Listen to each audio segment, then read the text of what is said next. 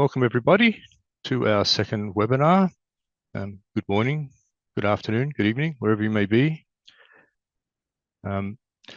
Just a couple of notices before we get fully started with the talks today. So we have some housekeeping to take care of first, as usual. For signing up for this webinar, you've all already signed up and agreed to the code of conduct. So please be respectful in the chat, and the Q&A is the bottom line here. Be respectful for everyone who's online. The chat is open for all participants, so please use it. It is moderated by us. If you need to bring something to our attention that it's not working for you, that's the place to do it, okay?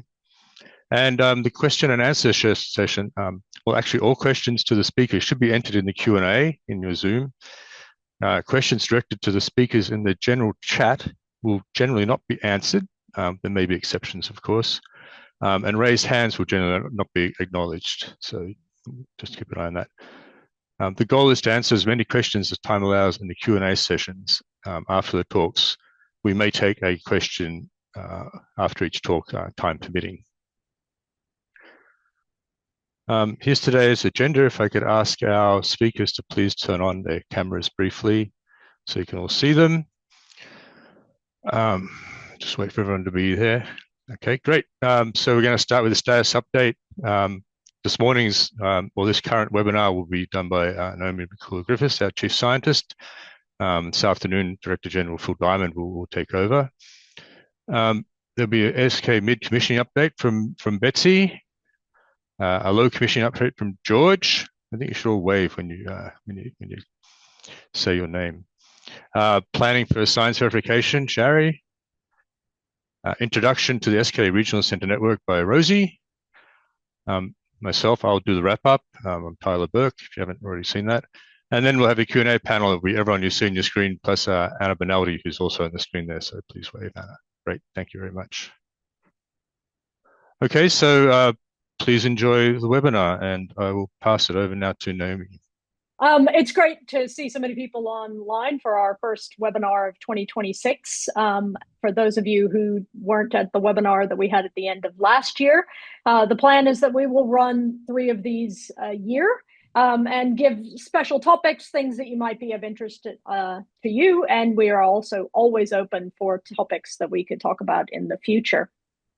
So before I go any further, I'd just like to recognize and acknowledge the traditional owners of the lands on which our facilities are located and pay my respects to their elders past and present.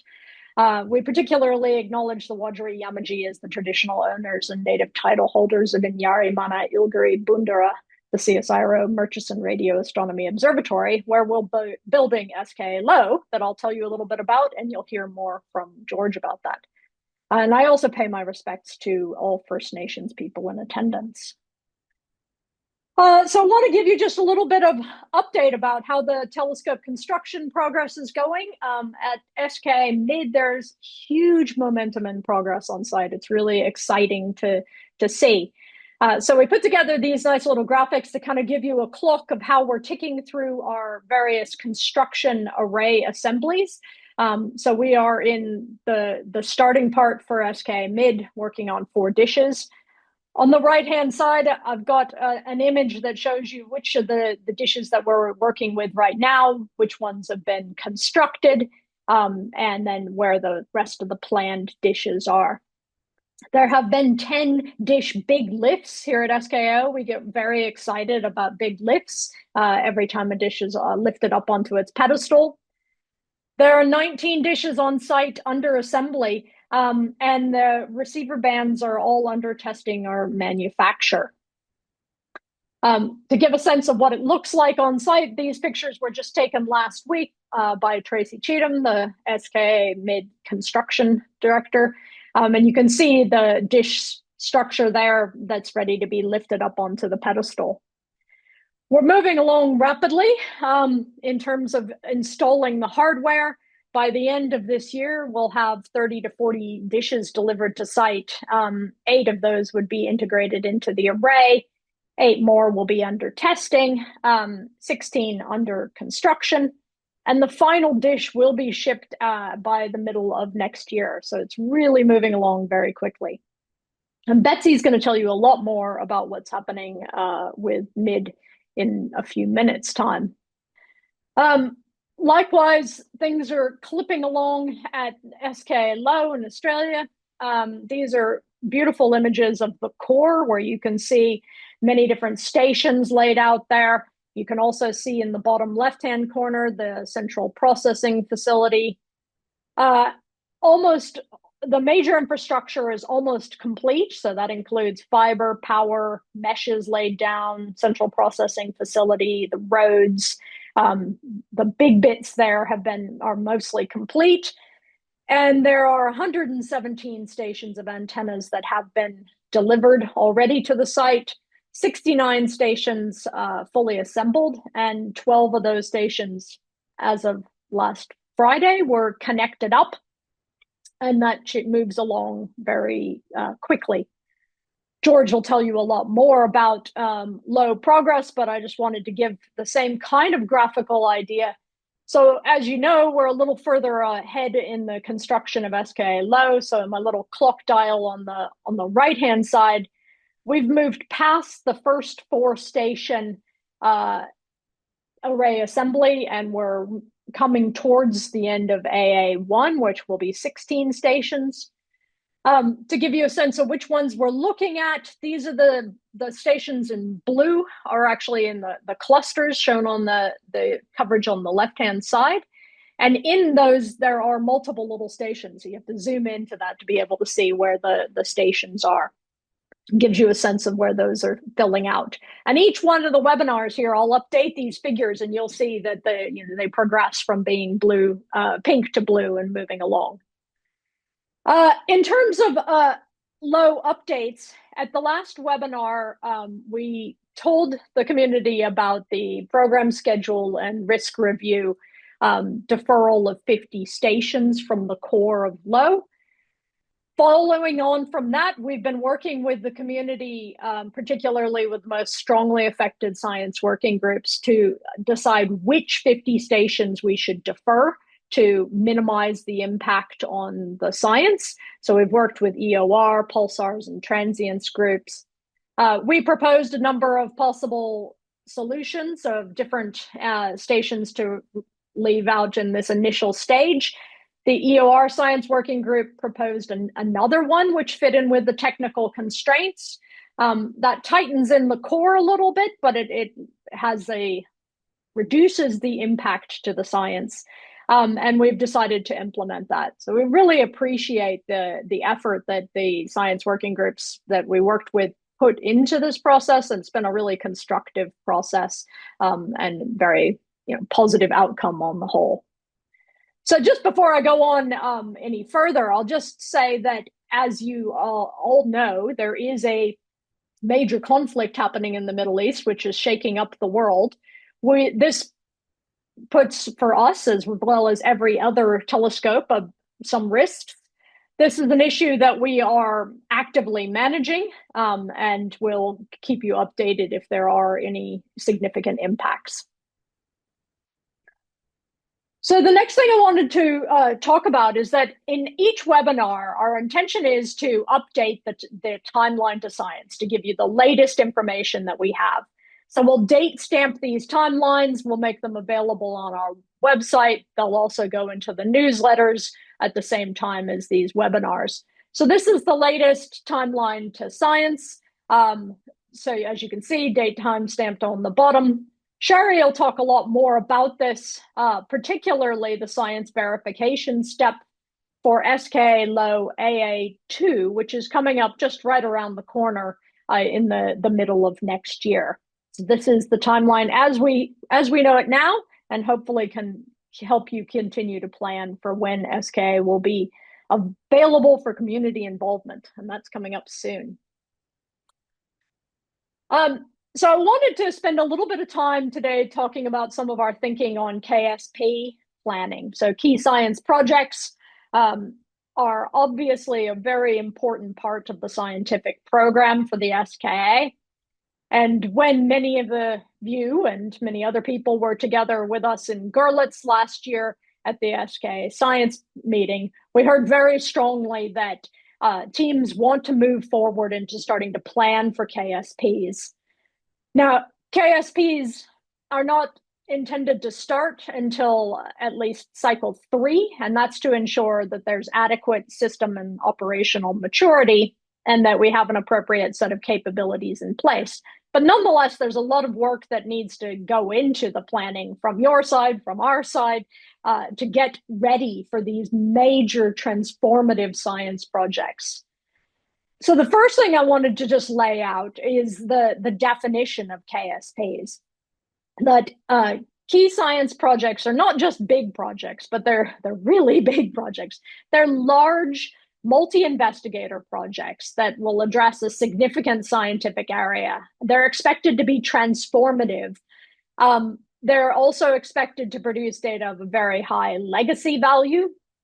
They'll require the commitment of substantial resources, both from SKAO and SRCNet, and also from the project teams themselves in terms of being able to run those. So throughout 2026, our plan is to develop the plan. So we're doing KSP roadmap planning so that by the end of this year, we can give you a lot more clarity on when we'll be moving through various stages.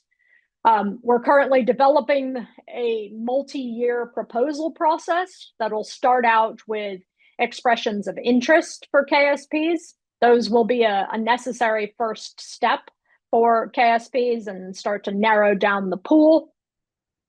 Selected expressions, successful expressions of interest that are selected to move forward.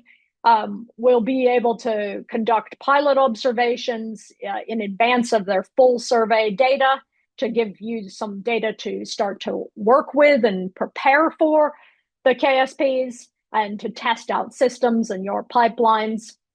And all of our plans for how we're going to do this will be developing throughout this year in consultation with our advisory committee in order to give you a full sense of where that's going by the end of the year. So this slide was shown last year in Görlitz, and I wanted to just bring it back here to remind you of a couple of things that, as I said, KSPs are meant to be truly transformative and exciting projects. They will be a large fraction of SKA observing time once we move into steady state operations at around cycle 3, totally steady. They'll require significant resources, more than an observing cycle is the expectation. Leadership for those will be restricted to people from member countries, but co-Is can be from non-member countries. But the observing time, how that's allocated, will be on the basis of scientific merit and technical feasibility. But we have to remember that SKA needs to maintain access in proportion to member shares. So when you start to think about forming large project teams, thinking about being as collaborative and as international as possible within the SKA family will be an optimum way of ensuring access. And then the other types of projects that we'll start out with from cycle 0, of course, principal investigator projects, and allow also discretionary time, director's discretionary time. The principles that are going into informing our KSP planning are that KSPs will not be selected in a single monolithic step. The first KSPs will be selected before cycle 3, but we expect to make additional calls for KSPs in subsequent cycles. We will use a multi-stage selection process to include expressions of interest, as I said earlier. That's to help make life easier for you in the community so that you don't write an enormous proposal without having gone through that first side of sort of filtration. The calls for expressions of interest will be informed by the expected capabilities that we expect to have on the telescopes at the time of cycle 3. And having a successful EOI will be a condition for submitting a full KSP proposal. There will be test and pilot observations available before full KSP to allow teams to get ready.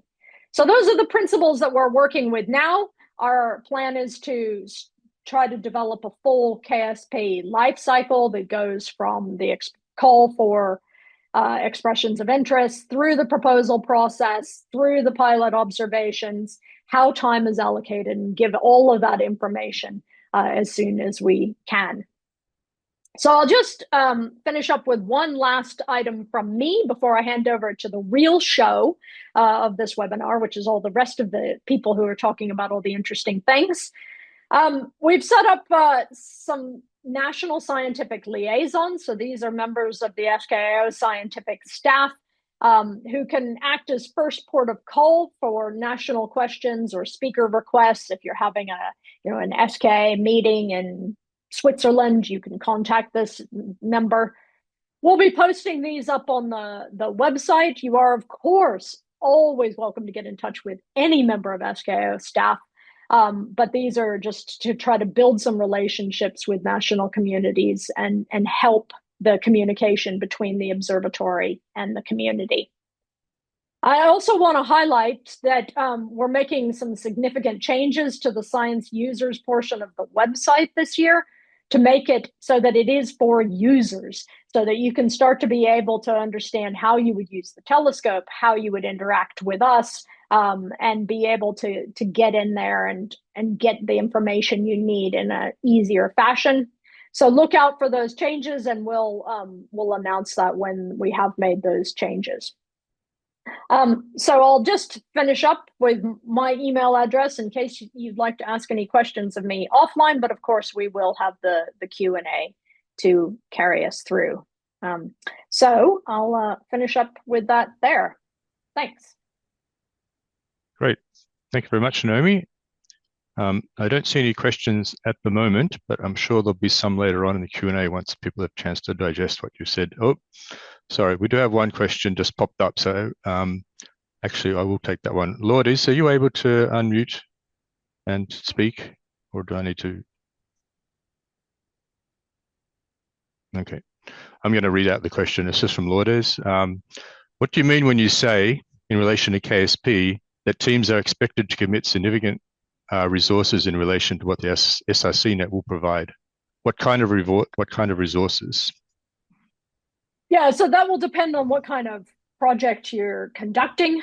You could imagine that you need to have an additional development of the pipeline for taking your data through after it's come through the SRCNet into, you've got a observatory data product, what you need to do to it after that, and you would need to develop that up if it was something specialized to your science. Obviously, we want you to write papers from that. So that's another kind of resource that we would be looking to see. These are the sort of, standard effort resources that we're talking about. Great.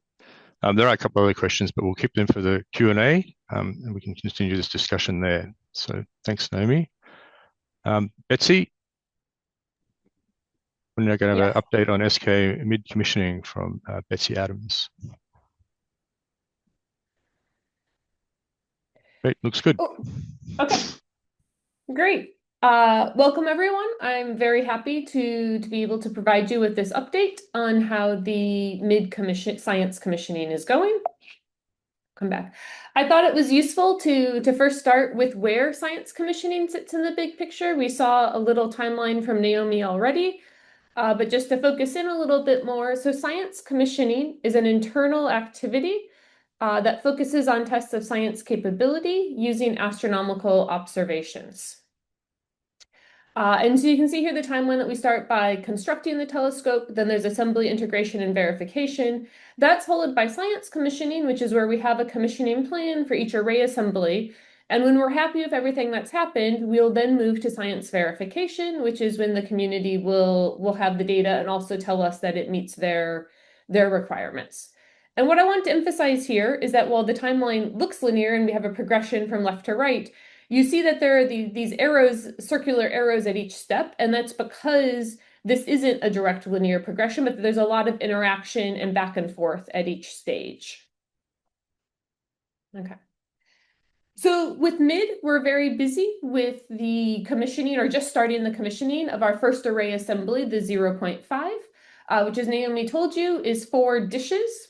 And this is just zoomed in on the core right now, so we're just probing a very small fraction of the total baselines we'll have in the end.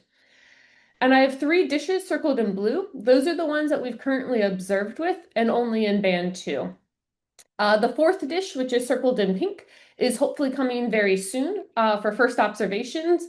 But then the dishes actually have to start going back for some verification work that they have missed. So in fact, we don't really get all 4 for full commissioning until the end of this year in Q4. So while we're waiting for that, we're preparing for the commissioning, and we've broken it sort of into different areas to focus on, from things like array calibration and understanding how stable that is, looking at the single dish behavior, including pointing and holography. We want to, once we have 4 dishes and the ability to image, to really get into the imaging performance and all the modes. And of course, also looking at array beamforming and undertaking tied array beams. So we'll have many commissioning tests around which we structure this, and we anticipate on the order of 30, and we're busy defining those right now. And so to start with, I just want to focus on this aspect of array calibration, because that's what we've been able to start doing while we have just a few dishes.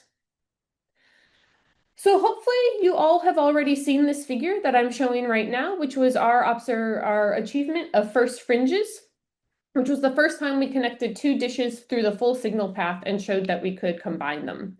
And so this was undertaken at the end of last year and announced at the AAS meeting in January, and then sent out to the SKAO community.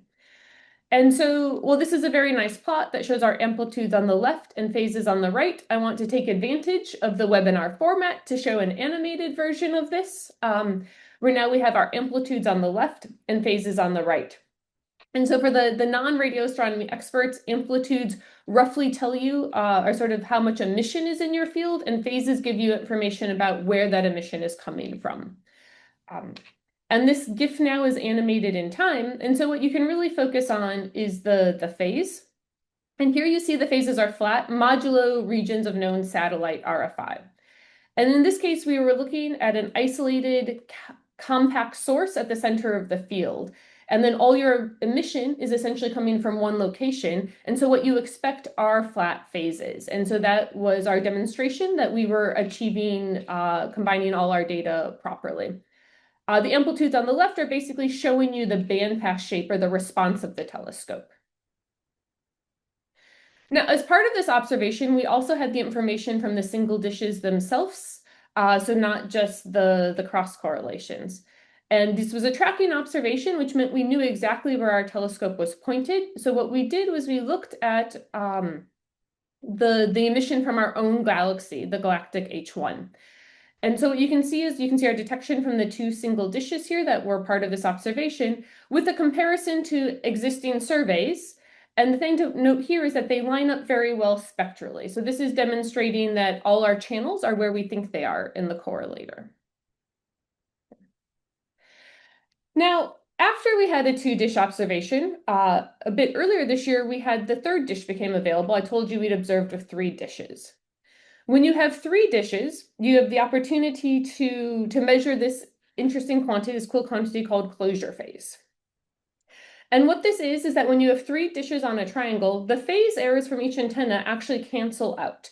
And so what that means is that then your closure phase should be exactly 0. And so that's what you can see here. We have 3 baselines for the top 3 rows, and then on the bottom we have the closure phase quantity. And so you can see that in each of these, the phases show a little bit of a slope. This is a little bit of delay in the system, a little bit of cable that's unaccounted for, and this is something that you can calibrate out. But when we calculate the closure phase, it just cancels out automatically. The other thing to notice is you can see this is a GIF animated in time. So these phases for the individual baselines are moving a little bit in time. The slope is staying constant, but the value overall is sort of changing. This is what happens. That's why we have to calibrate the telescope. This can be atmospheric fluctuations, for example.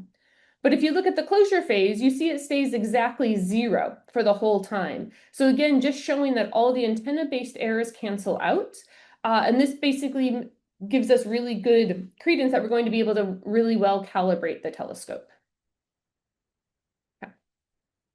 And so I wanted to end by actually giving you a sense of what commissioning is like, which is really dealing with puzzles and trying to understand the system when you don't always know what's happening. So one of our very first observations with just 2 dishes, we saw some very unusual structure where we have, again, our amplitudes and our phases on the left and the right. And you see these large ripples in the amplitude and the phases. Again, we have this slope that we understand as being a little bit of cable that's not accounted for in the system. But then there are these sort of little discontinuities in that slope.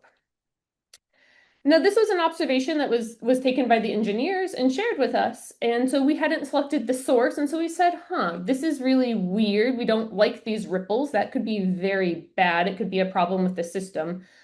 But let's actually, think about what could be going on. And so we said, let's actually check what this source looks like. And so we looked at an existing all-sky image from the ASCAP telescope. And here's the source that was observed, that was at the center of the field. But you see there's another really bright source. It's actually the same brightness, essentially. That's on the order of 40 arc minutes away. And so we said, maybe that's what we're seeing in the data. And so then we looked at a source we know and love, which we know is really isolated. There's no other emission in the field. And now we see exactly what we expect to see. We see our amplitudes that, have some radio frequency interference in them and an overall bandpass shape, but are fairly smooth. And we see phases where we have this little bit of delay, so a little bit of slope, but no other discontinuities in them. And you can compare that to what we'd seen originally, and they look very, very different. And so, in fact, what we were seeing in this first observation was real sky structure. We were actually observing that there were 2 sources in that field. And so I wanted to share this both because I think it gives you a sense of the sorts of things that might come up and we might have to figure out while commissioning, but also because it's really cool that with just 2 dishes, 1 baseline, we were able to measure real sky structure. And I just imagine then what we're going to be able to do when we have all of our SKA dishes and all of our baselines. So I wanted to end by recapping where we are with MID. So we've achieved both first fringes and phase closure. Both of these are really good signs that we're on our way to having a working telescope that will be able to calibrate very well. We also looked at galactic hydrogen to demonstrate our spectral performance. And we got puzzled by accidentally looking at a source that was actually 2 strong sources on the sky, but detected sky structure with just 2 dishes. And with that, we're really just now preparing for a 0.5 commissioning, which will really start at the end of this year. Thank you. Great, fabulous, Betsy. Great results coming out of MID now. Yeah, I don't see any questions immediately, so hopefully there'll be some in the Q&A. So, yep, thank you very much. We'll move on to George Heald and the Low update. So. Okay, great. Thanks. Looks good, George. Cheers. Great. Thank you, Tyler. Okay, so hi, everyone. And I'm happy to pick up where Betsy left off and tell you now about the science commissioning progress that we're making with the SKA-Low telescope. So I'm giving this presentation on behalf of the whole SKA-Low science commissioning team, which is seven commissioning scientists with diverse experience and background working together to do the work that I'll present in this talk. Okay, so I thought I would start with basically the equivalent of Betsy's last slide, which is the recap of the last science webinar summary that I presented, which was recapping our progress with A0.5, the 4-station deployment of SKA-Low. So at that stage, we had been able to calibrate the array with 4 stations. We'd been able to demonstrate that the individual station performance was consistent with expectations, including the sensitivity of the individual stations as measured through array calibration and, array calibration. We also were able to demonstrate initial results from the pulsar timing system, PST. And at that point, we noted that full coherence is coming soon. We'd also been able to make initial images with the array, and there was a first image from SKA-Low that was presented just about a year ago now. That was a very promising image. As you'll see, we've made a few other calibrator images in the meantime. And we had also demonstrated some good initial results from polarimetry in both the pulsar modes and the imaging mode as well. So where are we now? We're moving now towards AA1, which is the 16-station deployment. AA0.5 was 4 stations. AA1 is 16 stations. So those 16 stations are located within these 3 spiral arm clusters, S8, S9, and S10. Those are the 8th, 9th, and 10th spiral arm clusters along the southern spiral arm of the array configuration. So the AA0.5 stations were these 4 shown in green. They have a minimum separation of around 120 meters or so, and a maximum separation of around 5.5 kilometers. Now we have early access to some of the AA1 stations, the ones highlighted in yellow here. Again, the same minimum and maximum separations, and soon we'll have access to the remainder of the AA1 stations, which are shown here in the pink circles. So that's the 16-station deployment that we're going to be working with very soon. We're already starting to work with the green and yellow stations together at this point. So we're doing a range of different commissioning tests at this point, and I've grouped them into focus areas that the commissioning team members are working within at this point. So those include tests of the station and correlator/tight array beamformer performance. That includes things like looking at the beam shape of the stations, whether they're pointing and tracking correctly, and whether the correlator is doing what's expected. We have a real-time calibration mode, which is used for coherent beamforming for pulsar applications. That's being tested already now. And the test there is to see coherence of tight array beams. We have tests of the PST, that's pulsar timing, PSS, pulsar search, and the VLBI tight array beamforming modes, including a recent result that I'll show you in a moment. We have a project to undertake a survey to fill our global sky model. We have tests of calibration, that's array calibration, and high dynamic range imaging that includes some advanced calibration topics that we'll get to a little bit later down the track. And special imaging involves preparation for things like fast imaging, spectral line imaging, and polarization imaging. And then we have some common tasks that we work on, of course, that's bug fixing and so on. Okay, so let's get to some results. So as we've been scaling up the array, we've started to do testing both of individual stations and of the array as a whole. So this is demonstrating a particular pulsar being detected with 10 stations independently. So this is 10 of those AA1 stations being used as independent telescopes and all detecting this particular pulsar at the same time.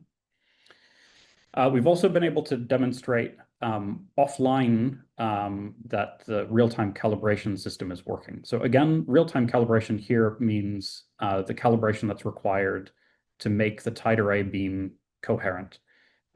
So what I'm demonstrating on this slide is a pulse profile here detected with a single station.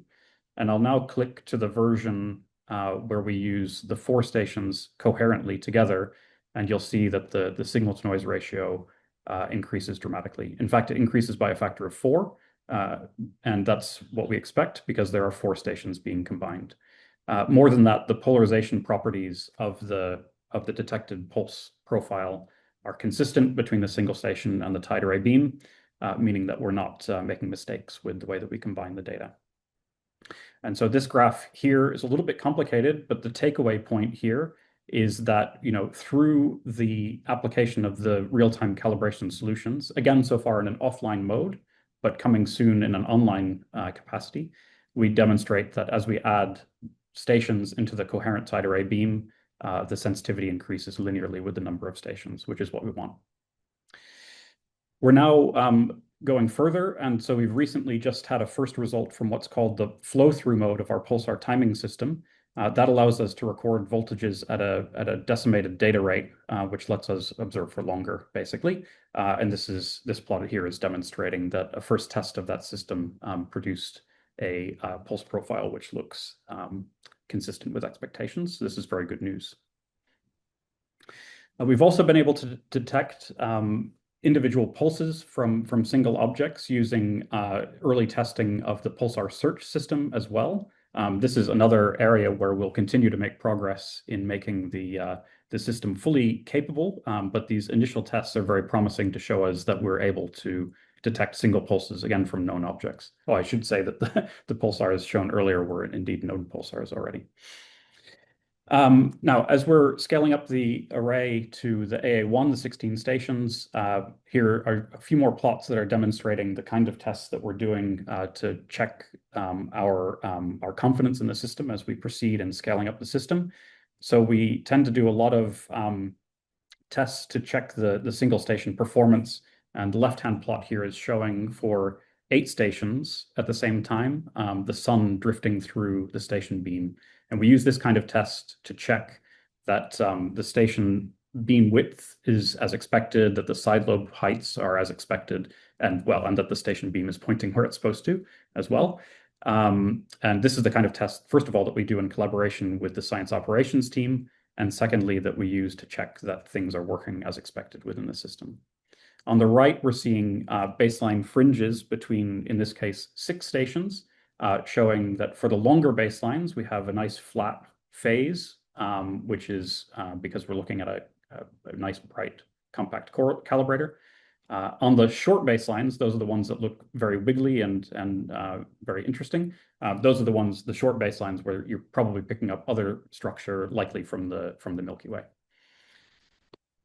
Okay, last point here is that last result point is that we're continuing to test our basic calibration and imaging.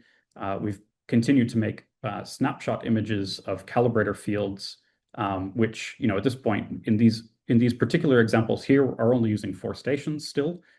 So they're not the greatest images in the world. The imaging capability of the telescope is going to increase dramatically in the coming months. But for the moment, we're able to do basic calibration and imaging tests to make sure that things are working as expected, and indeed, that's what we see. We've been able to do that for a range of different calibrator sources. And then finally, a note that we are planning towards the production of a global sky model, which is required for the calibration of the telescope, both in the real-time calibration mode and in the offline calibration of our imaging data. And I won't go through the details here, but there are specific reasons why we require the formation of our own global sky model, even though in the early days we will certainly be reliant on global sky models that have been generated by Pathfinder and precursor radio telescopes. But we're planning the way in which we will execute this global sky model survey for SKA-Low to enable those particular calibration requirements that I mentioned before. So this is something that we'll continue to report on as we do this planning. And I think that's all, Tyler. Thank you very much. Great. Thanks, George. That's fabulous. Well, as you can see, everyone, there's a lot of great data coming in already on mid and low. I don't see any specific questions at this point, so hopefully there'll be something in the Q&A. But of course, you're all wanting to know when can you get hands on your data or some data from SKA. So Shari will talk to us about that and science verification. So Shari, please.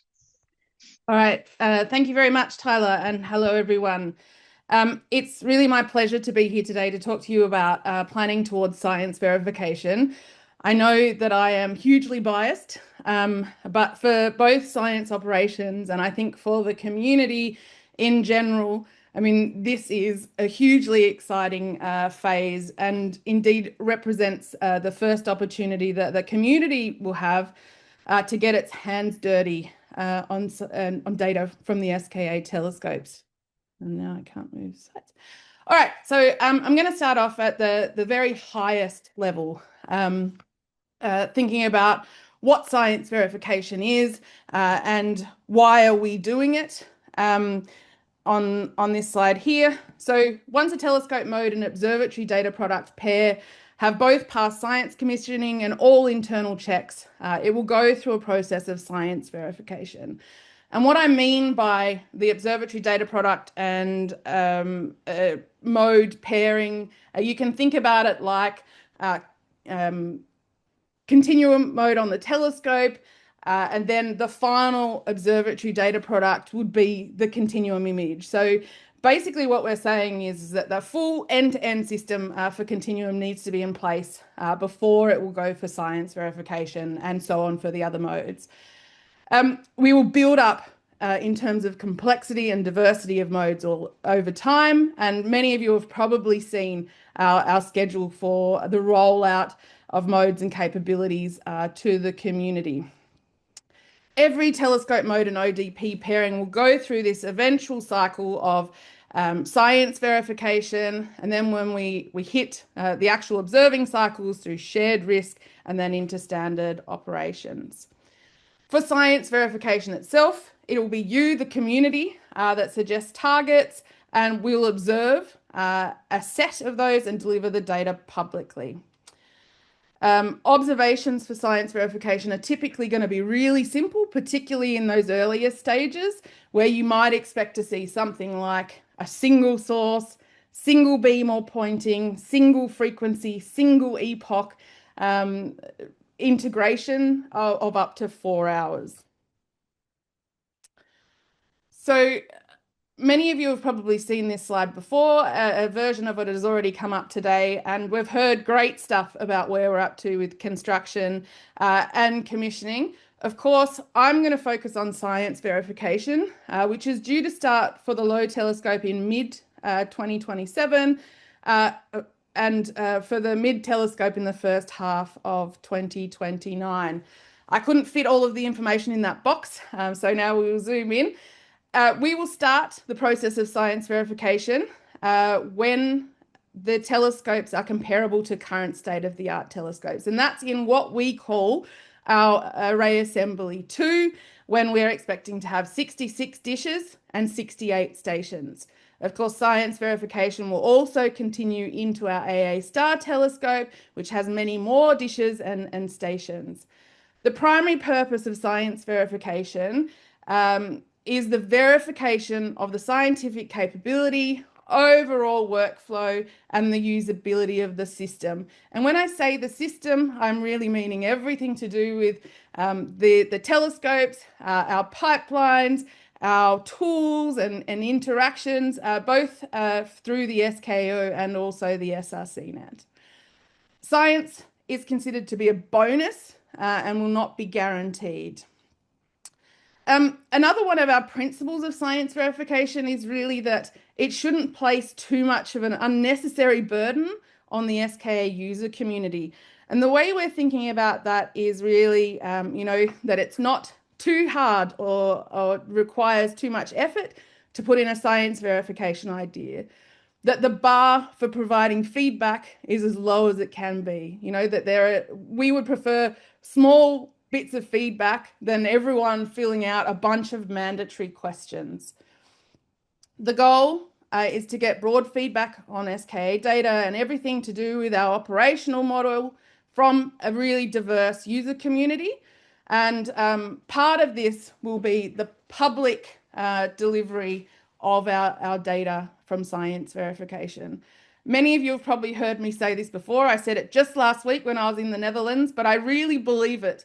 There is nothing better than an astronomer with a favorite source to really check in some detail whether or not the data sets are what are expected. We're going to use this stage to build trust in the operational model.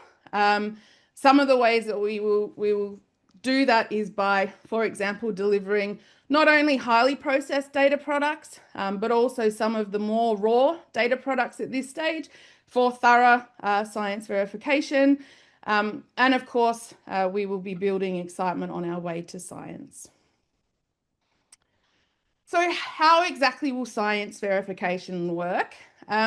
We have 10 steps outlined on the next 2 slides. And if you look down the bottom, there is a very rough timeline of when we expect these things to happen, relative to a T0, which you can think of as really starting to run dedicated science verification observations on the telescope. So about 6 months before that is due to happen, there'll be a call issued to the community for verification ideas for the modes and observatory data products that are ready to be tested.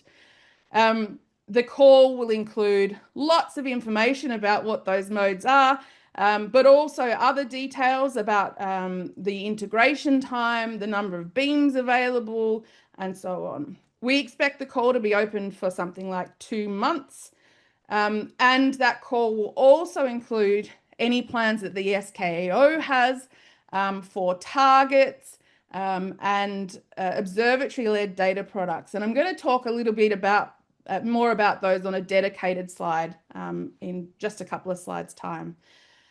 Then there'll be the idea submission. And as I mentioned, it will be as simple as possible. So it will require a title. It will require the mode that is going to be tested, a summary of the idea and verification opportunities, as well as the target.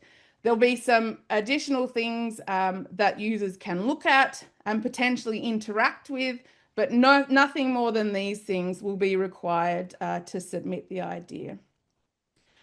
Once we have a pool of ideas, we will take them through an internal appraisal, and the main purpose of this internal appraisal is to gather a set of science verification targets that exercise the system in every way that we want it to be exercised and scrutinized. A breadth of science coverage will also be considered as a secondary thing. And the reason that we will do that is to make sure that we engage as much of the user community as possible.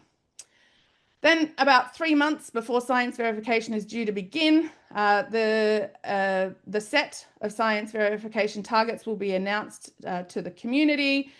And following that, we are anticipating a call for SRCNet resource requests. Now, at the very earliest stages of science verification, we expect that the bulk of science verification will be happening via the downloading of data products, which thankfully at this stage aren't so large that will be prohibitive. But we're also expecting a small number of resources through the SRCNet so that we can have some users, some teams engage with science verification through the SRCNet environment. And of course, Rosie will talk more about the SRCNet in a moment. So then a lot of stuff happens internally. We will automatically create scheduling blocks and use all of the tools that we intend to use when we get to the science to schedule the observations. We will execute them and take the data products through a really thorough quality assessment.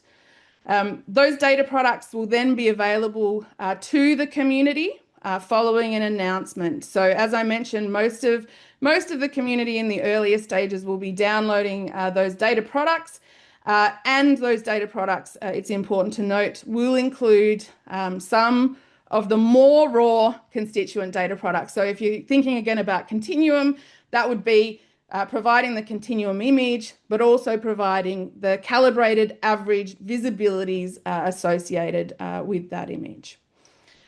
We then get to a feedback stage, which is, we are very much hoping all of the community will engage in providing feedback on every part of their experience of science verification. We are intending also to have a science verification memo series, and this will provide an avenue for publishing detailed technical assessment of science verification observatory data products, but also, allow people to see other people's work on these technical assessments. We are also hoping to provide the functionality that we can match up answers with everyone as technical assessment, and also give an update basically to things that have been found. Then we get to a stage where people might want to publish science verification data. And although, of course, as I mentioned, this is not the focus of science verification, we are expecting that many astronomers will want to publish some of the science verification data. And the publication policy states, anyone can publish science verification. There's no builder's list expected or anything like that. So just quickly, I wanted to mention that, of course, there's going to be quite significant user support through this exciting stage, and that the SKA user support plan will be highly collaborative between SKA-O and also the SRCNet. The cornerstone of this is really that there will be one SKA help desk that people can come to and ask their questions, give their feedback and so on, without having to know, whether or not whether or not the question needs to go to the SKA or the SRCNet. There'll be all the other things that you're expecting: documentation, knowledge base, community training and webinars, which we will time around all of the significant milestones to do with science verification. Okay, I just wanted to mention briefly before I get to the first capabilities for our low telescope in science verification, observatory-led data products. So George already mentioned the need for a global sky model survey for the purposes of calibration for the low telescope. We acknowledge that the underlying survey for this global sky model is a really valuable resource for the community and for science verification. So we're expecting to create observatory data products based on those same underlying calibration surveys and releasing those to the community through science verification. And we're expecting in our AA2 array that this might be a most sky survey and not an all sky survey until we get to AA star. Although, there's a lot of detail still to come, particularly for the mid telescope. There'll also be a special pulsar timing campaign. Even though I said science verification, you can expect one target. For pulsar timing, of course, we acknowledge that having more sources on more than one epoch is a much better way to verify the system. We will also, SKA-O is also likely to select a few obvious targets at different stages, and these will be published within every call and every notification to do with science verification. I'm not going to spend any time on this. I just wanted to highlight that there are already a number of user tools available that you can access and start thinking about what your science verification ideas might be. So just to finish off, I wanted to talk about the very earliest stage of science verification. So you probably recognize these, which is the rollout of modes and capabilities to the community, and you can access these via our website. This is basically just a different representation and a zoom in on what we're expecting for the first stage of science verification with AA2 low. And as you can see, one subarray, one pointing, one beam, maximum of 4 hours, continuum up to 40 channels imaged, spectral line up to 4,000 channel imaged, and some data products associated with our pulsar timing subsystem called flow through and also detected filter bank will be available for one beam. And just up in the top right hand corner, you can see that we'll be limited to half the bandwidth, so 150 megahertz, and that we're also probably not expecting to be doing the galactic plane at the very first stages of science verification. These are the data products that will be provided. So not only the highly processed data products and the constituent more raw visibilities, or more raw data products, not always visibilities, also supporting ancillary data products. And I've just got in the bottom of that top box what we're expecting in terms of file sizes. So most will be less than or around a few terabytes in AA2, and spectral visibilities get up to, a few tens of terabytes. And I've just got an example for the full set of data products that you might expect for a continuum in SKA-Low science verification. So a bandwidth averaged multi-frequency synthesis image, a cube of 10 evenly spaced channels, full polarization, calibrated visibilities averaged to 3.4 seconds and 21.7 kilohertz, and ancillary data products such as the detailed quality assessment, the local sky model, and a description of the processing that's been done. So just to finish, again, I want to say, how excited we are as the observatory to now be talking about science verification being on the horizon, and that we are really very much looking forward to engaging with you and helping you develop your science verification ideas. Thank you very much. Great. Thanks, Shari. Fantastic. Hope everyone's excited for SV. It's coming up. There are a few questions in the chat, but I think we're going to leave them for the Q&A so you can have a chance to read them through, Shari, because I think you might want to think about your answers there. Okay, so can we please go over now to Rosie, and she'll talk a bit about how you actually get your data and play with it. Thanks, Tyler, and thanks to all the previous speakers for the, here's my video coming, for the great talk so far. It's been nice to hear the context and the progress. I'm going to lead you through an update on the status of the SRCNet, and then in particular focus on our use of detailed science cases as a way of shaping our development effort. So many of you already know this, but just in case you don't, what is the SRC network? So the SRC network is a global federated collection of data centers which provide the essential missing link from the users to the data. So I've shown on the diagram here the various stages of data analysis, data reduction that happen within the SKA observatory, and they finish within the observatory at the science data processors. The important point here is that there is no user access into this observatory data processing system. So as Shari's mentioned, data products will be created in the SDP, and they then need to be made accessible to the users. Some of those data products are very big. Even in the early science verification stages, they are challengingly large. And our plan is to use the SKA Regional Center network as our way of giving users, you all, access to those data products. So what are the SKA Regional Centers? What's inside this black box that is here? So multiple different areas of functionality will exist within SRCNet. Fundamentally, there'll be a science gateway, as in a web portal that you can log into, that will give you access to science enabling tools and applications that will be running on federated compute and storage.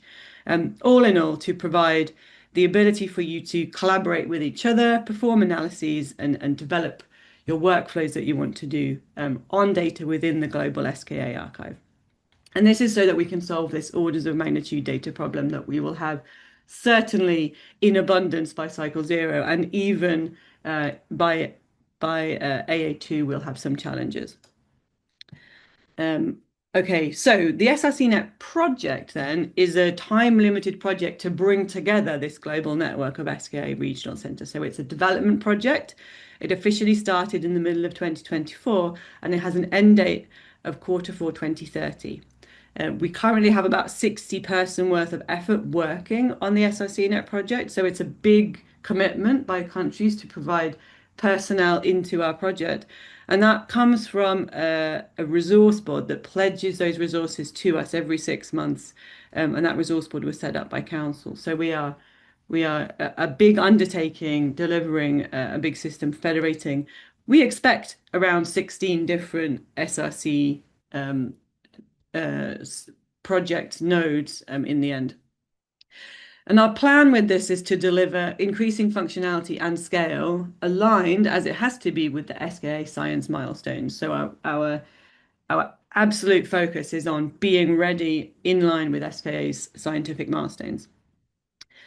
So current status of the development and deployment so far is that in 2025, we managed to stand up our very first version of the SRCNet federating technologies. That means we wrote the software, we deployed the services, and we got individual nodes to deploy the local aspects of those services so that they could connect through to the global services. And we now have 9 nodes that passed accreditation tests, and data moving between all of those nodes and from a data ingestion location in Perth at the Science Data Processor location. So we're proving that we can push data into the system, proving we can move it around, and we're also building our understanding of what we can do. So we've demonstrated example use cases on more than 3 of those nodes now. And we have several new big nodes coming up on the horizon. So Australia, France, and Germany aim to be added to our illustrious list of existing nodes already. I've put the existing country nodes on the bottom. The last year was a big success, but we still have a lot of work to do. We can't rest on our laurels. So we have many staged versions of SRCNet as we move through the project itself. So this is a project timeline going from left to right. Down the bottom are our project stages, and at the top I've plotted the anticipated scientific data volume that we might expect to come out of the SKA-O and be required to be handled within SRCNet.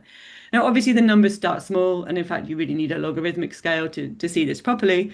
In 2027, we're talking about half a petabyte or so of total scientific data, so 500 terabytes.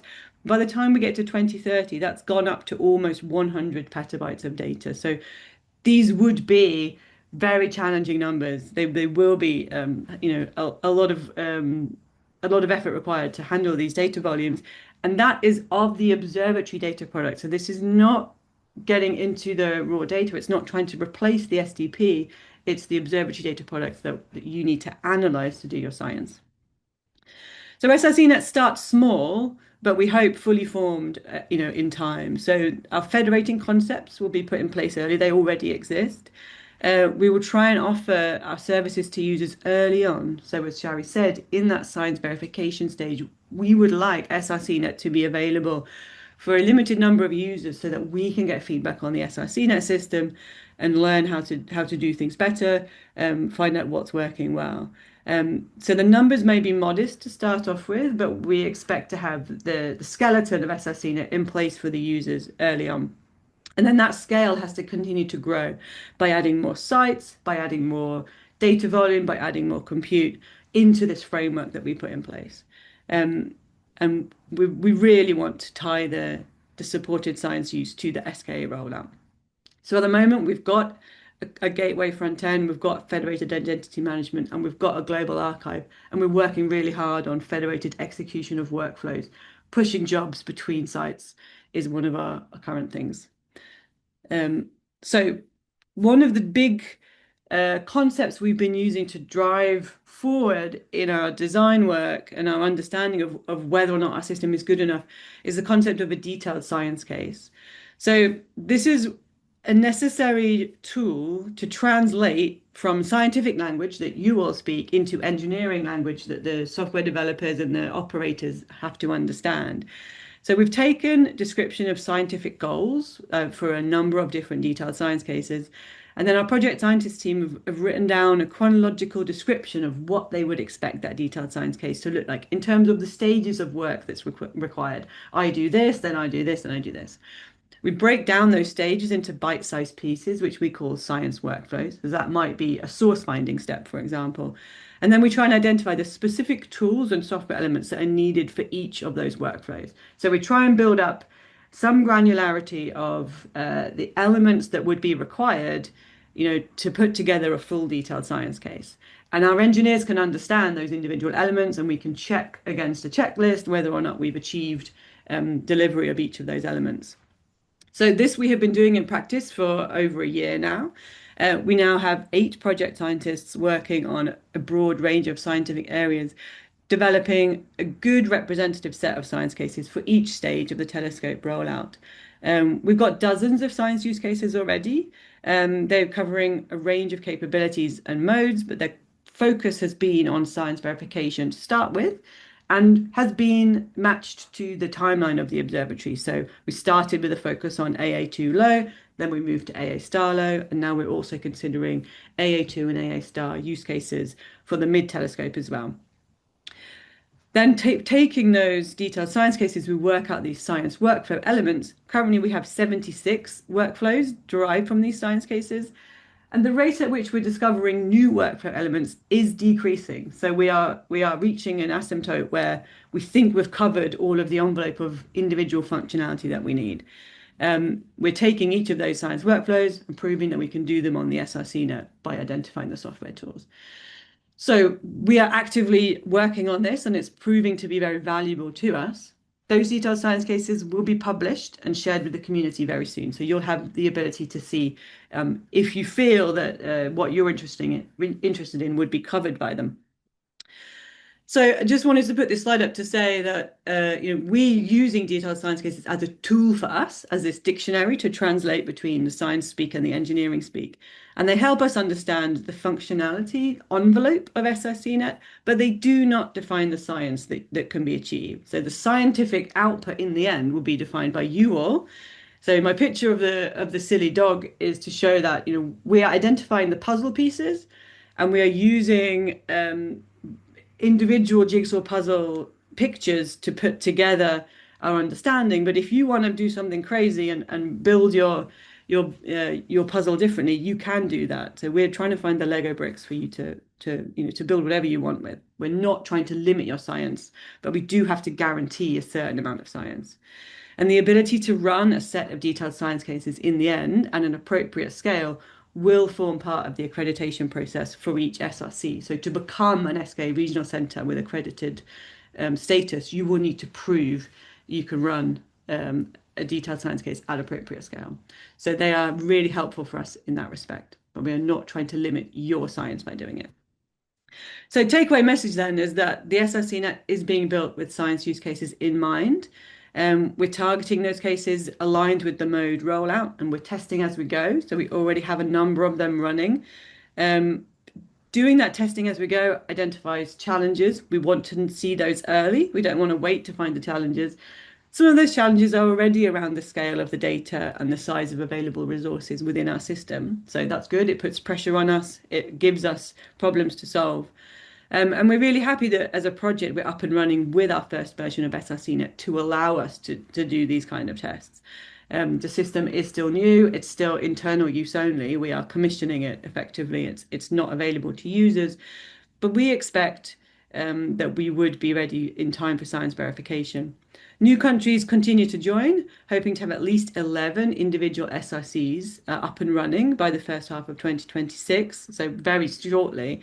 And again, we expect the first access to users outside the project in time for mid-2027 start of AA2 science verification.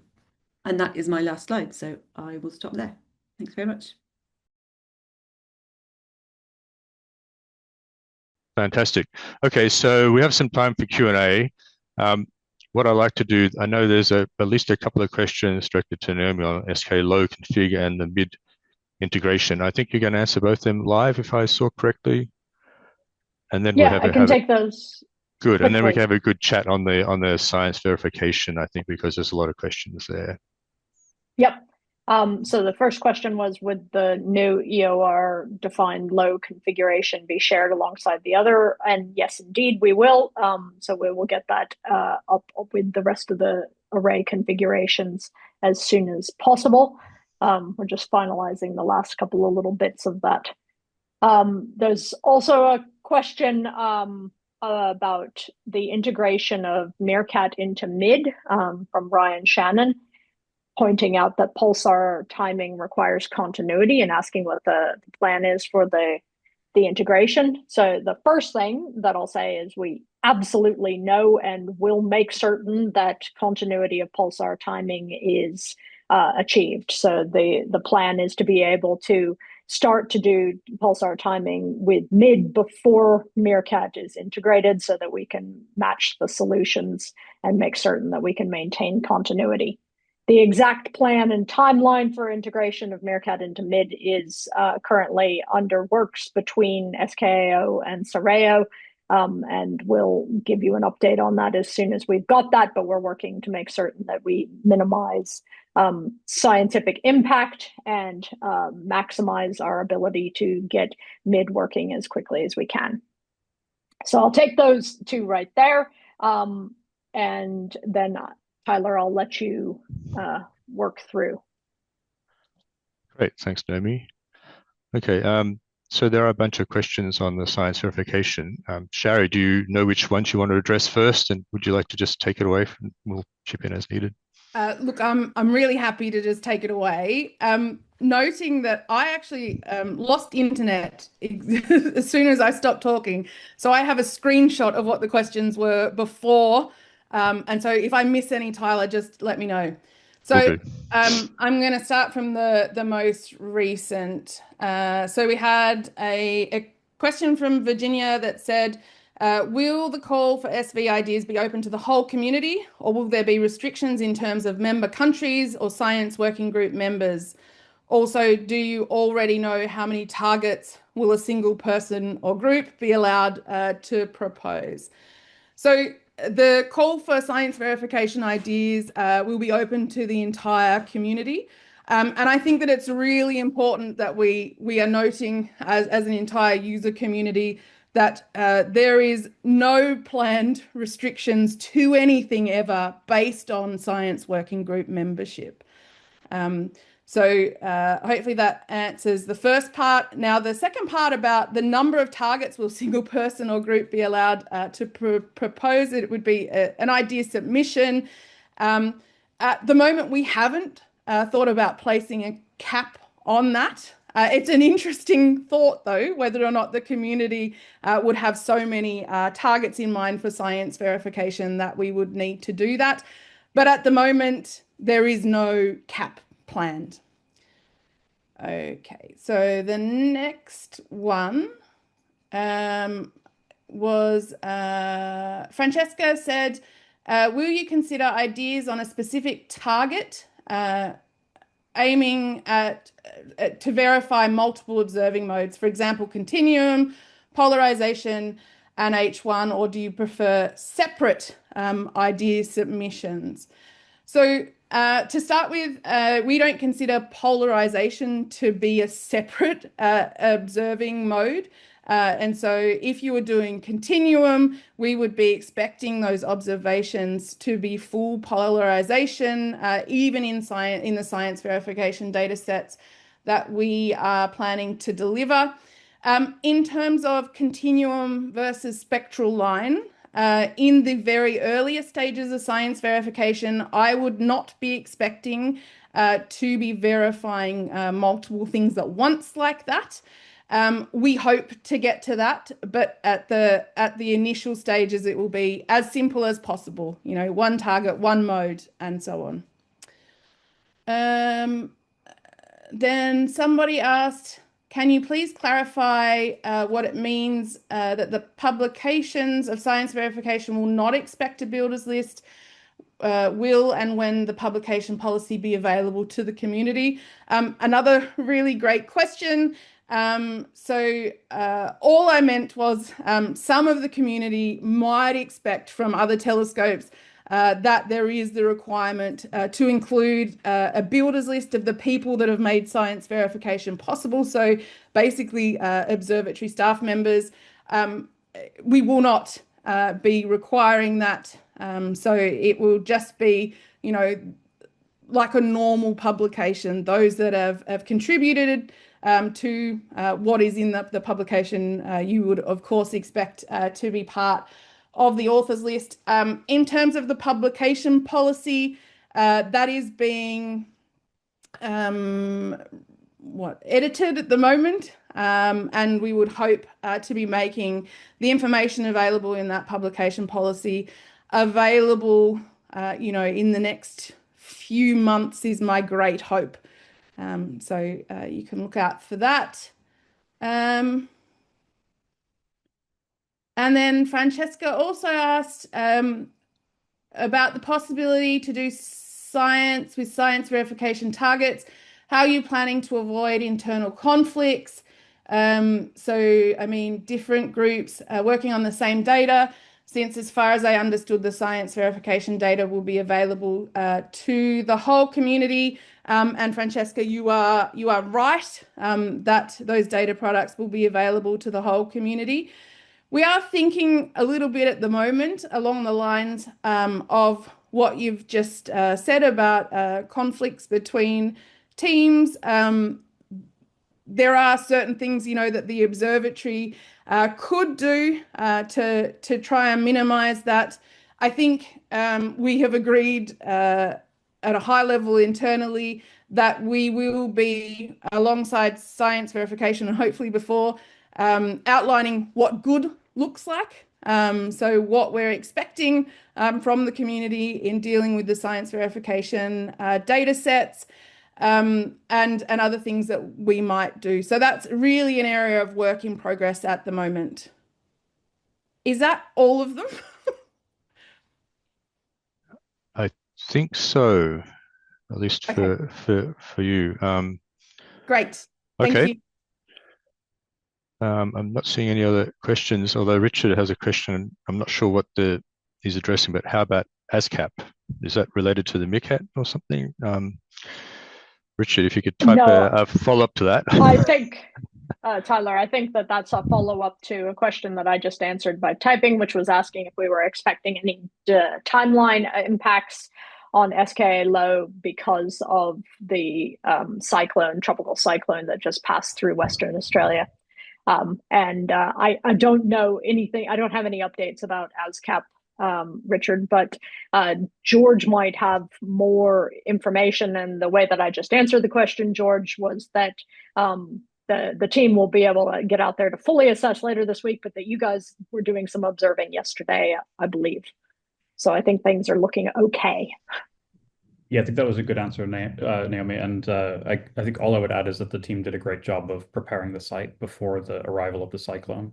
So there was definitely strong wind and rain, and we'll need to, as you say, wait a bit for the water to recede some before getting out there and really checking everything. But everything's looking fine as far as we can tell at the moment. Great, thanks, George. I'm glad to hear everything is going well out there. Yeah, it's a pretty big event. Okay, I'm not seeing any more questions, but we do have the poll to look over briefly before we end. So Tyler, thanks everyone before you do that, yes. Can I just want to pick up again on the important question that Francesca asked about internal conflicts, and Shari gave a great answer there. I think I just wanted to re-emphasize as well that this is definitely something we're going to be trying to develop a plan for. We want a community that behaves well, but these will be public data, and so the community needs to behave well, but we will put in place processes to try to manage that behavior so that something that goes wrong, we can deal with it. Great. Yeah, so the poll just changed for me in real time, but I think I recall what I saw beforehand. It's now updating itself again in some way.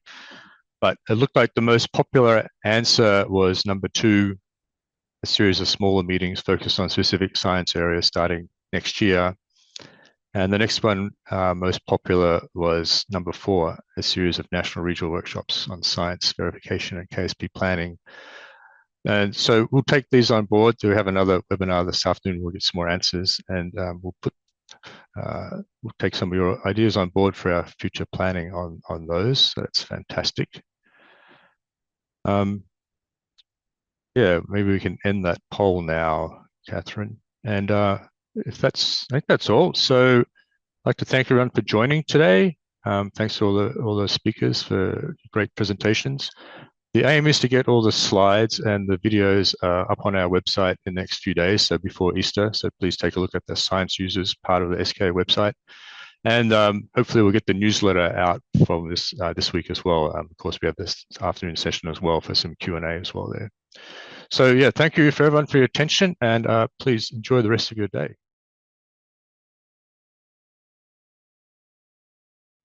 Okay, so if all the panelists could please come online, and we'll go through some of these questions. I see a bunch of them have already been answered, which is great. So I'm going to read out some of the questions here, and I'll ask people who've said it, whether to answer them live or people can put their hands up. The first one is regarding when the Meerkat dishes are going to be integrated into the SKA-Mid backend, and Phil's going to give that one a shot. Sure. Yeah, thanks very much for the question and for all of the questions that have been addressed in the Q&A. So there's been a huge amount of work done by both the SKAO team and the SRCNet team on looking at the timeline for the integration of Meerkat and the Meerkat extension with SKA-Mid. And of course, the full power of SKA-Mid comes with that, the integrated arrays. So that has always been our goal. We're also very conscious of the fact that Meerkat and relatively soon Meerkat extension will be operational radio telescopes. So we want to minimize the disruption of the science that comes from them, and keep the time, that disruptive time, to an absolute minimum. We're also very conscious that things like pulsar timing will need to be maintained as much as possible across this transition period. So we've been looking at the timeline for the introduction of capabilities and mapping these out with everything else that is going on. We also have to upgrade the Meerkat dishes to become part of SKA-Mid. And we'll be starting with a small number of Meerkat dishes, which will be removed from the array and go through that upgrade process to establish the process. So as you can imagine, all of this is fairly complex. So we don't yet know the timeline when this might happen. But I would anticipate well before the end of the decade, in the 2028-2029 period, we should see this beginning to happen. We'll have more details as we get closer and we work out a lot of the logistics around this. I hope that answers the question. Excellent. Thanks, Phil. The next question I'm going to put forward is regarding KSPs, and I think Anna's going to give this one a shot. The question is, if one group's KSP has a similar science goals, well, if more than one group's KSPs have similar science goals and those are accepted, then the data corresponding to that KSP will be shared to all groups. So, yes, Anna. So thank you for the question. So the scenario that you describe with two independent KSP teams having the same data for essentially the same goal is one that we would want to avoid.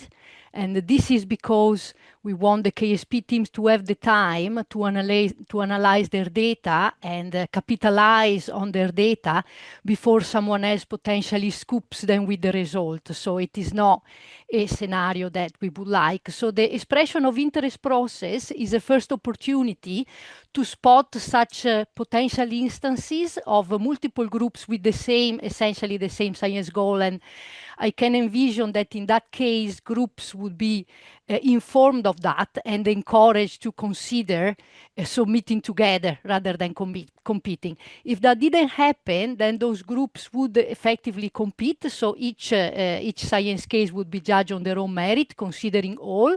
But I see very unlikely that the same science cases would be accepted for both groups in this case. A different case is one in which two different teams have different science goals, but they could achieve that from the same data set. This scenario is different. It falls within our data commensality, and this could indeed happen.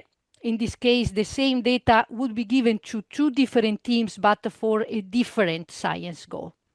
I hope this answers the question. That was pretty clear. Excellent. So I'm now going to throw another question over to Phil, which is already answered, but we thought it might be good to just make sure everyone's aware of.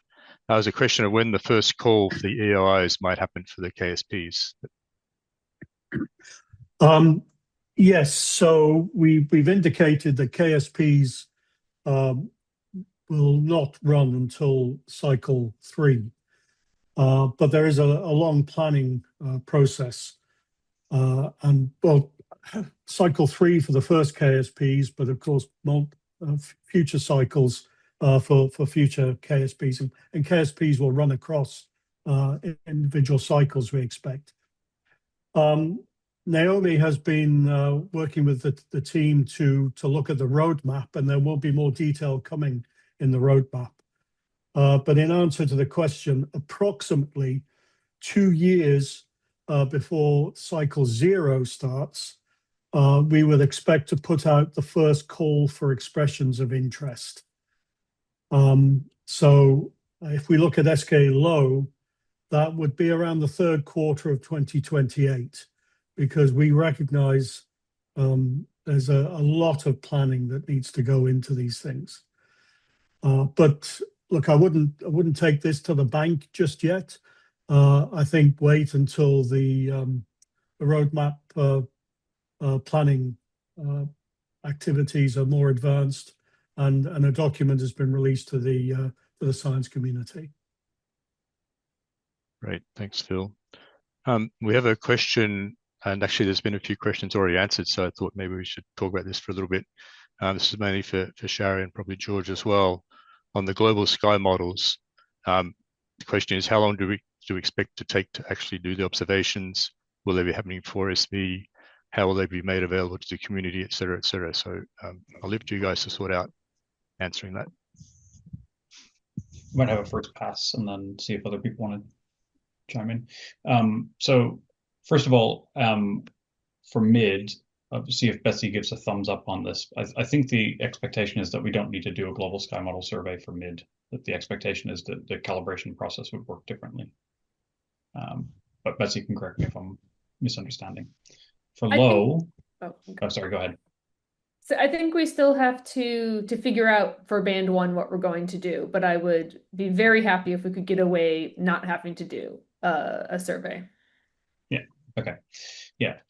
Thank you, Betsey. And indeed, you know, for Low, we're also going to try and minimize the requirement, as it is substantial to undertake a global sky model survey. Obviously, the length of time depends on how exactly we carry it out, and in particular whether we need to do observations at the highest frequencies, as the observing time is heavily dominated by the highest frequency observing.